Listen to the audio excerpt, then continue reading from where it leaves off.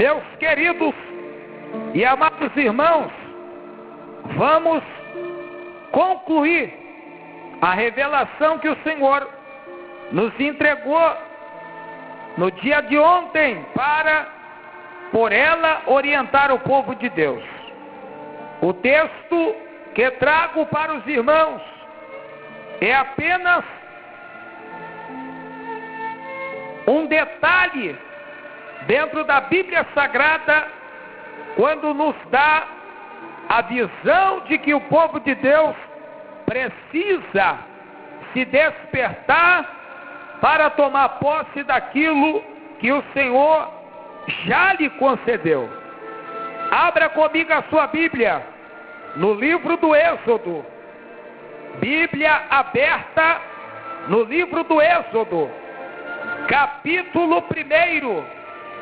Êxodo, capítulo 1, do versículo de número 6 até o versículo de número 15. Aliás, vamos ler apenas o versículo de número 13. 6 a 13. Êxodo 1, versículo 6 a 13. Para fecharmos a ideia. Livro do Êxodo, capítulo 1, versículo 6 a 13. Assim diz a poderosa palavra do Senhor. Morreu, pois, José e todos os seus irmãos e toda aquela geração. Depois, os filhos de Israel frutificaram e aumentaram muito, multiplicaram-se e tornaram-se sobremaneira fortes, de modo que a terra se encheu deles. Entremente se levantou sobre o Egito um novo rei que não conhecera José. Vai comendo aí, meu filho. Disse ele ao seu povo: eis que o povo de Israel é mais numeroso e mais forte do que nós. Eia, usemos de astúcia para com ele, para que não se multiplique e aconteça que, vindo a guerra, ele também se ajunte com os nossos inimigos, peleje contra nós e se retire da terra. Portanto, puseram sobre eles, olha aí, feitores, para os afligirem com as suas cargas. Assim, os israelitas edificaram para Faraó cidades armazéns, e o nome delas era duas, Pitom e Ramessés. Mas quanto mais os egípcios afligiam o povo de Israel, tanto mais este se multiplicava e se espalhava, de maneira que os egípcios se enfadavam por causa dos filhos de Israel. Jesus, me dá graça, meu Deus.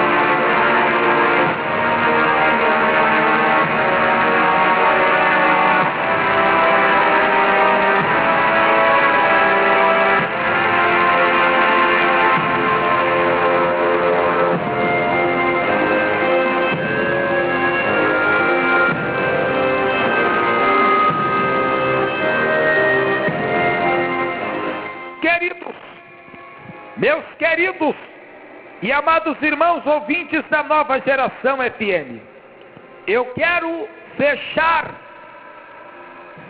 a ideia que abrimos ontem, quando informamos aos irmãos que Deus nos deu poder para pisarmos em serpentes, escorpiões e toda a força do maligno. Nada nos fará dano algum.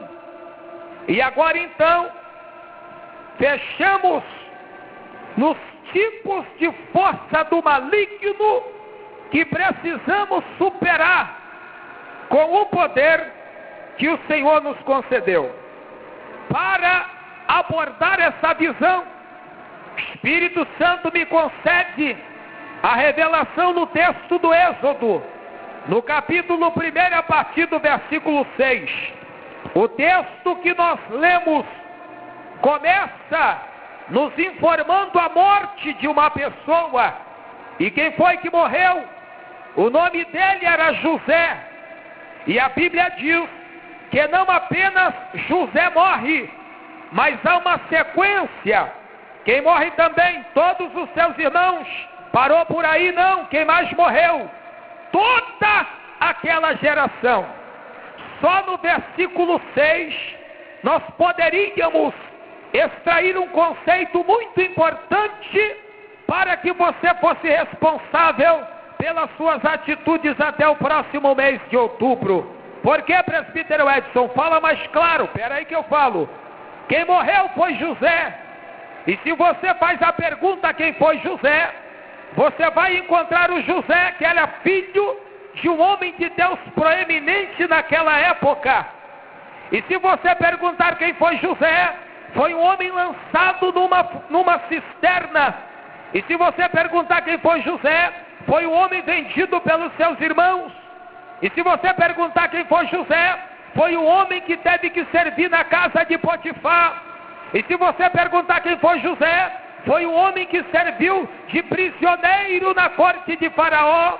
E aí, se você perguntar quem foi José, você vai se lembrar que foi um homem a quem Deus deu a revelação dos sonhos proféticos. E se você pergunta mais quem foi José, você vai ter que chegar na conclusão fatídica. José foi governador da terra do Egito, e não havia ninguém que mandava mais do que ele no trono, a não ser o próprio Faraó. Quem foi José? José foi governador da terra do Egito. Vem comigo aí, vai recebendo a revelação. Enquanto ele estava no trono, enquanto ele estava no poder, enquanto ele estava no comando, os filhos de Israel tinham bênção, tinham fartura, tinham tranquilidade. Enquanto José estava no cargo de governador, ninguém afligia os israelitas, ninguém afligia os seus irmãos. A Bíblia Sagrada nos dá um exemplo de quando o homem de Deus está no comando, tudo vai bem. Quando o homem de Deus está na liderança, tudo fica tranquilo. Quando o homem de Deus está na frente, a segurança está estabelecida. Porém, diz a Bíblia, que não apenas José morre, mas também morre a sua parentela, os seus irmãos morrem. E aí a Bíblia ainda dá outro choque, dizendo que toda aquela geração morreu. Significa que se alguém além de José, ou depois de José, tinha a mesma moral, tinha a mesma consciência, tinha o mesmo parecer, depois que morreu José, depois que morreu os seus irmãos, e depois que morreu aquela geração, não tinha mais ninguém no trono para interceder em benefício dos filhos de Israel. E aí que começa a complicar o negócio. Por quê? Porque morreu também Faraó, morreu também quem tinha o favorecimento pelos filhos de Israel. Neste período, acontece algo que eu quero destacar.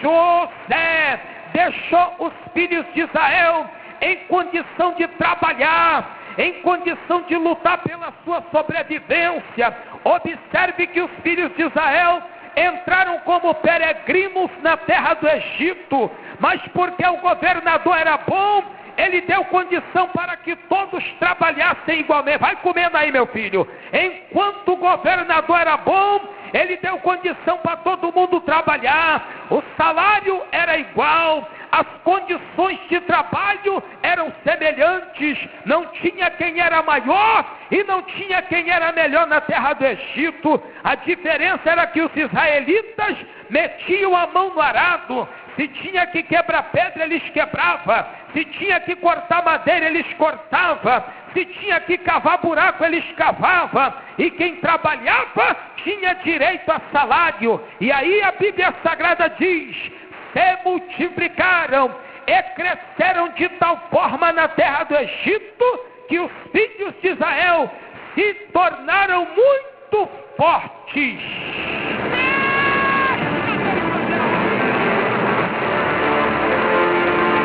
Quando os egípcios viram que o povo de Deus estava ficando muito forte, porque as condições de trabalho lhes eram favoráveis, porque os benefícios conquistados por José, governador do partido dos israelitas, lá vai eu, Jesus, me dá graça que eu vou falar, vai todo mundo entender, não vou ferir ninguém, mas eu vou por aqui.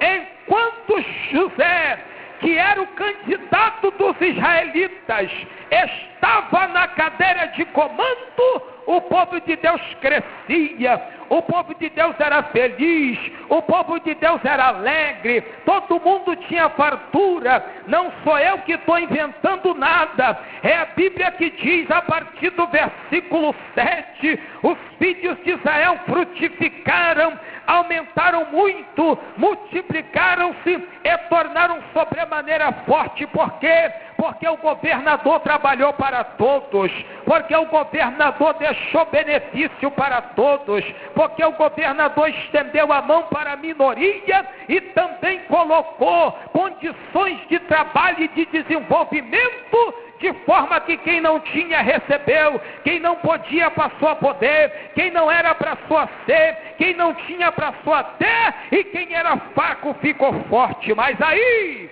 quem era do Egito, vendo o crescimento do povo de Deus, falou assim: mas como é que pode? Esse povo que não era dessa terra está crescendo tanto, está ficando tão forte. A gente tem que arrumar um jeito para parar esse povo. A gente tem que arrumar um jeito, porque senão eles vão tomar conta de tudo. Meu Deus, me dá graça, Jesus, eu vou falar. Morreu Faraó, o presidente do Egito morreu.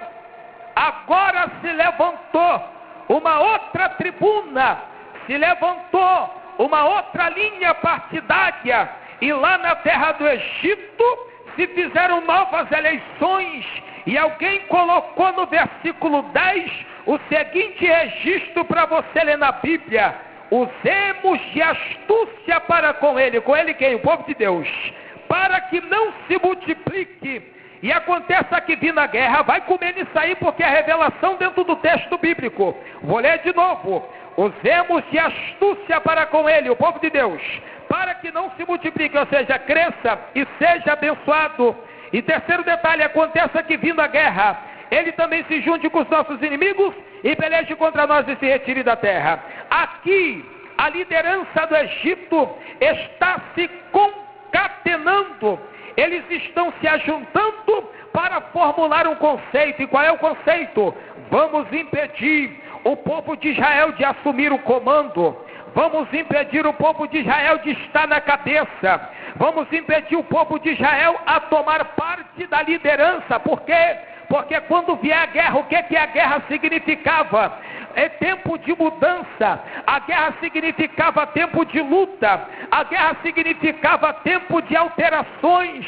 Senhoras e senhores, deixa eu começar a aplicar esse texto para você começar a entender o que Deus quer falar. Estamos vivendo uma época que verdadeiramente o povo de Deus tem sido abençoado, o povo de Deus tem se multiplicado neste país chamado Brasil, e aonde nós não falávamos já estamos falando, aonde nós não tínhamos posição já estamos nos posicionando, aonde nós não podíamos entrar já estamos entrando, aonde nós não existíamos já estão tendo que nos tolerar. Mas tem alguém, meus queridos, que está ficando incomodado com o crescimento do povo de Deus, porque nós somos peregrinos nessa terra, assim como os israelitas na terra do Egito chegaram por baixo, estavam ficando em cima, assim também nós na terra do Brasil estávamos engatinhando, mas agora eis-nos aqui, já fazemos barulho que incomoda muita gente. Isso está incomodando alguém?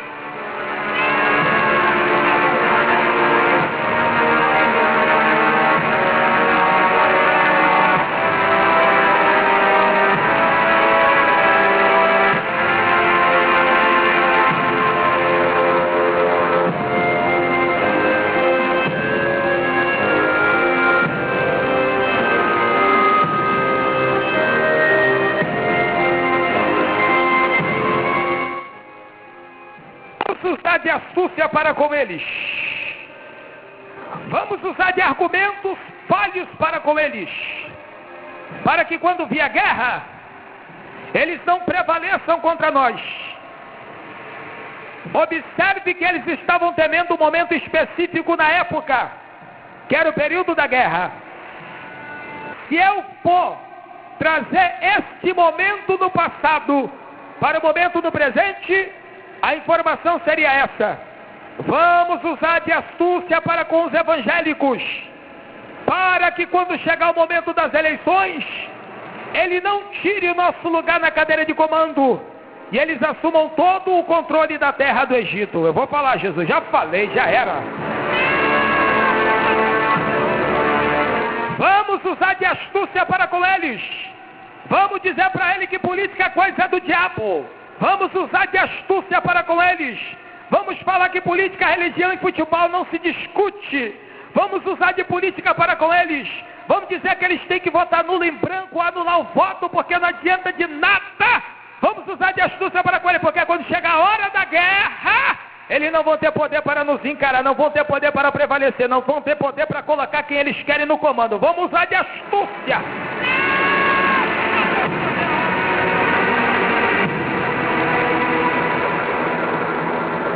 A Bíblia Sagrada não nos informa de uma maneira categórica de que forma foi pronunciada essa astúcia, de que maneira foi enfatizada isso, mas as consequências ficam evidentes, porque no versículo de número 11, acompanhe comigo o raciocínio, puseram sobre eles, escute aí, versículo de número 11, puseram sobre eles feitores.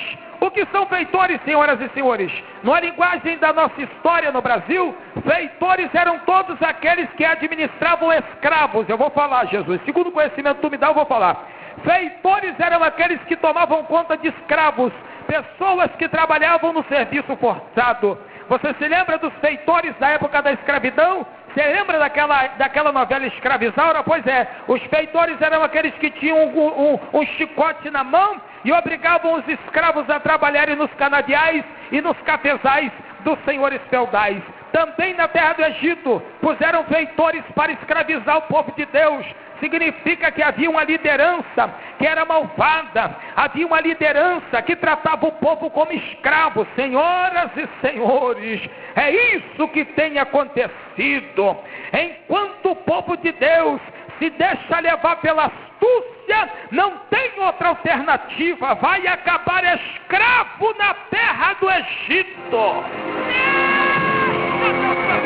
Varão me dá graça, eu vou falar, Jesus, eu vou falar.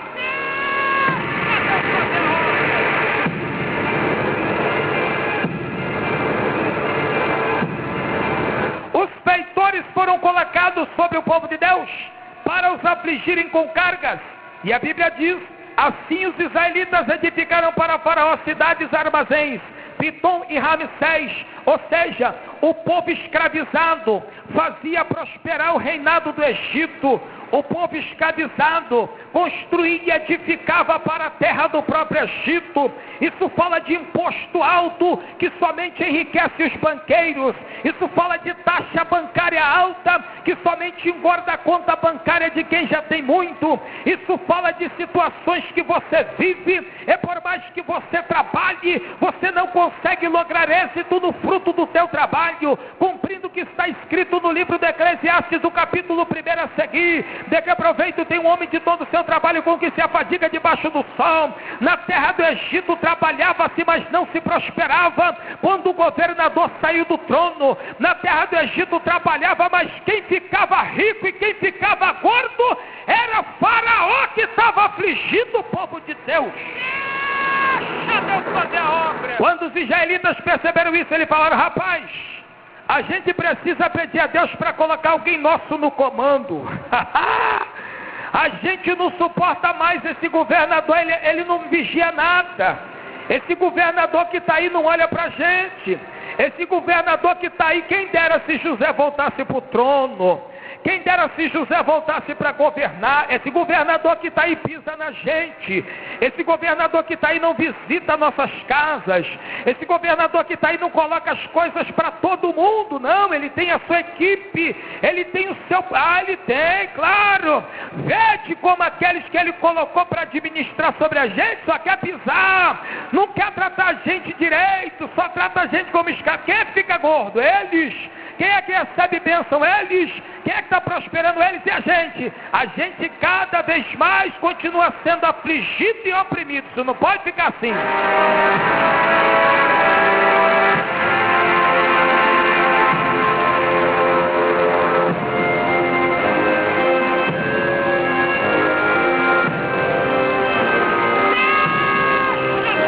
Meu Deus, a Bíblia Sagrada nos informa que havia uma característica, que quanto mais o povo de Deus era perseguido, porque há uma característica no povo de Deus que está registrado na Bíblia para não nos deixar esmorecer. Versículo 12: quanto mais os egípcios afligiam o povo de Deus, tanto mais este se multiplicava e se espalhava. Observe aqui, eu quero destacar como leitor atento da Bíblia, que nós precisamos entender o que isso significa. Leia o versículo 7, acompanhe a pregação para você entender o que a Bíblia explica. É por isso que a palavra do Senhor nos orienta a examinar as Escrituras. Não é ler, é examinar, é esquadrinhar, é procurar nas entrelinhas a revelação. O versículo 7 diz: os filhos de Israel frutificaram, aumentaram muito, multiplicaram-se e tornaram-se sobremaneira fortes. 4 tipos de prosperidade os filhos de Israel gozaram no versículo 7. Frutificaram, fala dos frutos, fala da condição material, fala da condição que eles conseguiram alcançar perante a excelência do seu trabalho. Quando a Bíblia diz aumentaram muito, significa que a prosperidade foi tão evidente que eles conseguiram. Quem tinha uma casa ficou com 2, quem tinha um boi ficou com 4, quem tinha 3 jumentos ficou com 10. É isso que a Bíblia diz. Agora, depois da vírgula, quando falam multiplicaram-se, aí sim, fala da proliferação, fala da capacidade de ter filhos, fala-se da condição das famílias aumentarem-se, porque multiplicar aqui fala de números, fala de numerário, fala de contabilidade. O censo de Israel passou a ter uma contabilidade maior, e a partir do número maior, eles tornaram-se sobremaneira fortes. Por quê? Porque a princípio, se fizesse um voto para definir quem era o governador do Egito na época de José, só ia votar em José quem era da família dele. E a Bíblia tem o número exato dos filhos de Israel que entraram na terra do Egito. Mas eu não vou falar de propósito para tu pesquisar. Eu sei que tu gosta de ler Bíblia, não é verdade, meu filho? Agora acompanhe comigo o raciocínio. Entrou um número determinado que não dava para ganhar a eleição no Egito.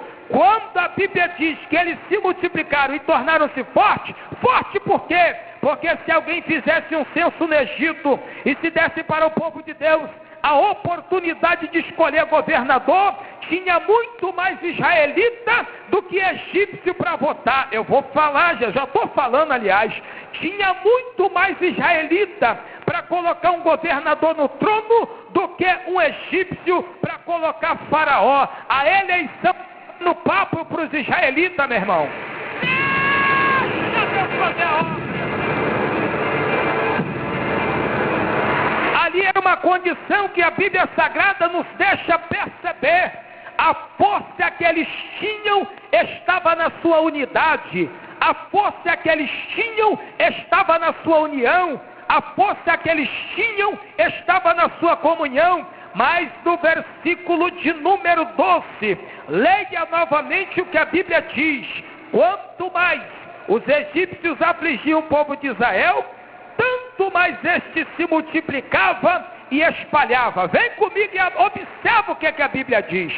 Aqui o verbo multiplicar continua falando do aumento do número dos filhos de Israel. Observe que eles pararam de prosperar.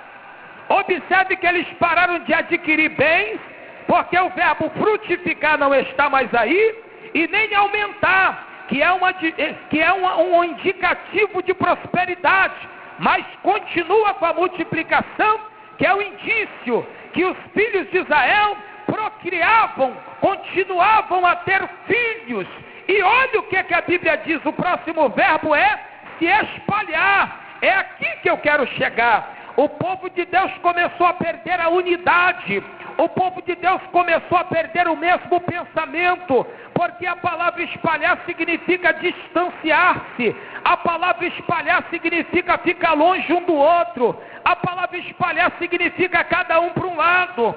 Filhos de Deus que me ouvem pregar essa palavra na tarde desse dia, infelizmente, quando o governador que é da gente está lá, a gente prospera, a gente cresce, a gente aumenta, a gente fica com mais condições. Só que quando esse governador não está lá, a gente deixa de prosperar, continua a ter filho, a família continua a aumentar, mas a prosperidade não vem. E como consequência, o que acontece? O espalhamento. Presta atenção para você ver. Aonde é que mora a tua mãe? Aonde é que mora o teu pai? Cadê os seus irmãos? Está um em Campo Grande, está outro lá em Búzios, alguém já voou para São Paulo, está todo mundo espalhado. Essa é a consequência da condição de um povo que não tem um cabeça para organizar as coisas, que não tem um cabeça para unir o povo. Mas eu vou profetizar na tarde desse dia, Deus vai levantar alguém para unificar o poder dessa nação. Deus vai levantar alguém para unir o seu povo debaixo de um cetro de equidade. Já está profetizado e decretado. Jesus virá nessa terra para unir debaixo da sua coordenação uma igreja lavada e remida pelo poder do seu sangue. Mas antes disso, precisamos tomar posse do poder que a gente tem se nós estivermos unidos.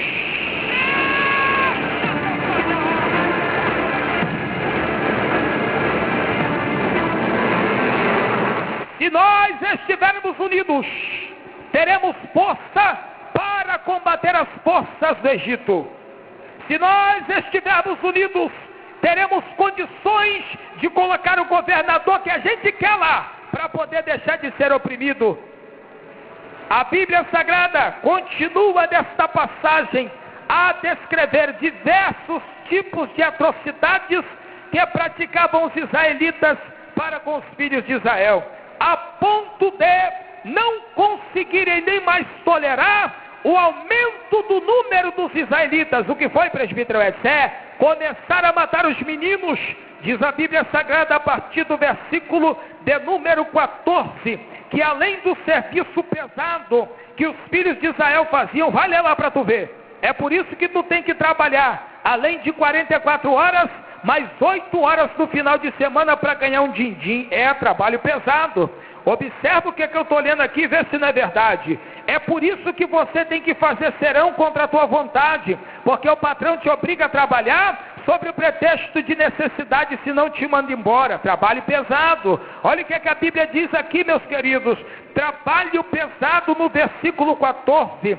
lhes amargurava a vida com pesados serviços em barro e toda sorte de trabalho no campo. Trabalhar no escritório ninguém deixa você com ar-condicionado não, né? Agora para ficar andando na rua durante 3 horas sem o almoço e sem o lanche, aí isso aí é coisa fácil dele fazer. Sabe o que é isso? Está faltando um governador da gente lá no trono. Mas olha o que a Bíblia Sagrada diz mais, versículo 15.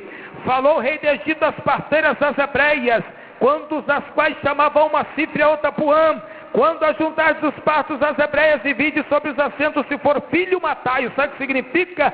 A gente não quer que eles prosperem, a gente não quer que eles aumentem, e agora a gente também não quer mais o quê? A gente não quer que eles se multipliquem. Não queremos mais israelitas na terra do Egito. Meu Deus!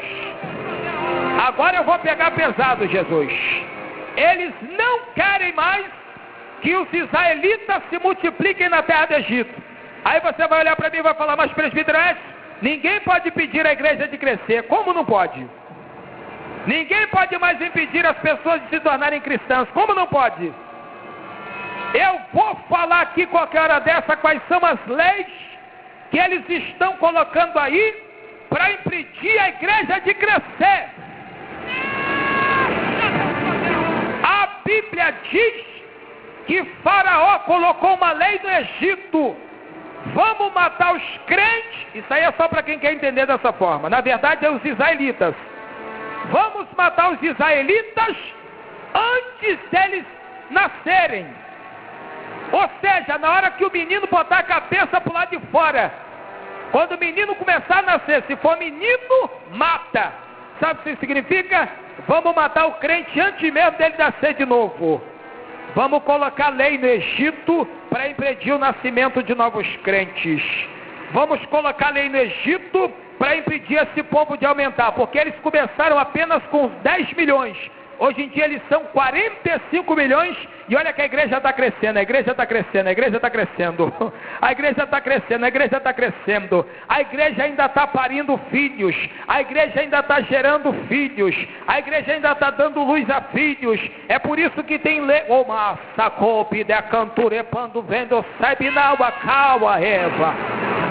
de filhos pregadores, de segunda a sexta-feira, de 13 às 15 horas, na apresentação do seu amigo e irmão Edson Santos. Existem 2 parteiras que têm um simbolismo profético para esta última hora da igreja na face da terra. Observe que o governador do Egito, ele decretou, o governador Faraó decretou uma lei para 2 parteiras: vocês vão matar todo filho de israelita, porque a gente não quer que esse povo cresça. Existe uma lei que está vindo de cima, que está pegando as 2 grandes casas da legislação do Brasil: Senado Federal e Câmara Municipal. Eu vou falar, já estou falando e vamos nessa. E o que a gente vai fazer? Vamos matar esses irmãos antes mesmo de nascerem. Vamos oprimir a igreja. Vamos criar condições para que quando esses crentes estiverem para nascer, sejam mortos e oprimidos, asfixiados, porque não queremos que eles se multipliquem na terra do Egito, senão eles vão ficar fortes demais, e aí não vai ter quem tire o controle da mão deles. Filhos de Deus, para começar a concluir essa pequena exposição bíblica que lhes passo, a Bíblia Sagrada diz que a misericórdia de Deus foi tão grande para com seu povo, que as 2 parteiras temeram e falaram o seguinte: eu não vou meter a mão nesses meninos, porque o Deus que eles servem é muito poderoso, e ao invés de criar leis, tabus para matá-los, eu não vou fazer nada. O Deus deles se encarregará de dar a vida a esses meninos. É por isso, meu querido, que ainda hoje tem gente lá brigando pela gente.